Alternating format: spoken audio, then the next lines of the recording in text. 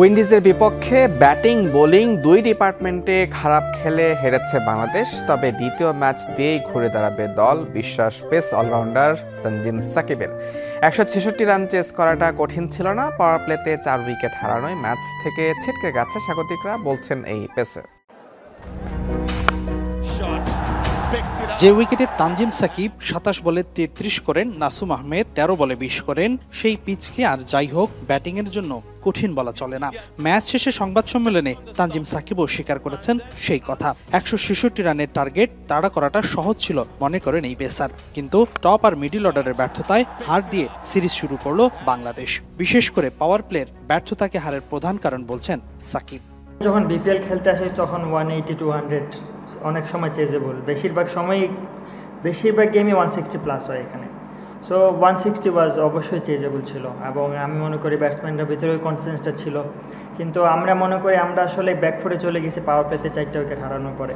সাম্প্রতিক সময়ে বাংলাদেশের ব্যাটিং ইউনিটে যে উন্নতি হয়েছে তাতে বড় অবদান টপ অর্ডারের, কিন্তু মিডল অর্ডার অধিকাংশ ম্যাচেই ব্যর্থ হচ্ছেন।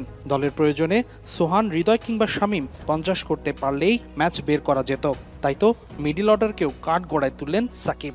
বেশিরভাগ ব্যাটসম্যান সেট হওয়ার আগে আউট হয়ে গেছে। তবে আমি মনে করি হ্যাঁ, মিডল অর্ডার ব্যাটসম্যান আর একটু রেসপন্সিবিলিটি নিতে পারতো, যারা গিয়ে আর্লি আউট হয়ে গেছে। তো তারা রেসপন্সিবিলিটি নিলে গেমটা যদি একটু ডিপে নিয়ে যেত তাহলে হয়তো ডিফারেন্ট স্টোরি থাকতো। সাকিব নিজের ব্যর্থতাও আড়াল করেননি। বল হাতে ভালো দিন যায়নি তার ও তার বোলিং ইউনিটের। ক্যারিবিয়ানদের প্রথম 6 ওভারে উইকেট তুলতে না পারা কিংবা শেষ 3 ওভারে 52 রান দিয়েছেন সাকিব, তাসকিন, ফিজরা, সে কথাও ভোলেননি তিনি। ম্যাচ শেষে তাই বোলিংয়ে উন্নতির কথা বলছেন সাকিব। ইট ওয়াজ এ ব্যাড ডে।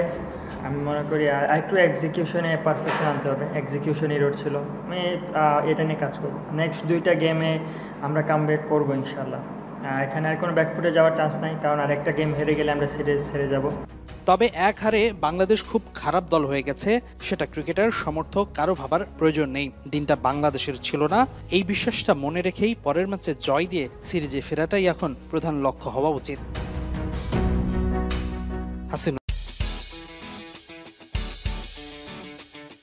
টার্গেটটা 166, ব্যাটিং সহায়ক উইকেটে দায়িত্বটা নেয়ার কথা ছিল ব্যাটারদের, কিন্তু 77 রানই শেষ ব্যাটারদের সব জারি-জুরি। বোলার সাকিব নাসুম জুটি দেয় সাগরিকার গ্যালারি ভর্তি দর্শকদের কিছুটা প্রশান্তি। তবুও টাইগার ডাগআউটে ফেরানো যায়নি শান্তি।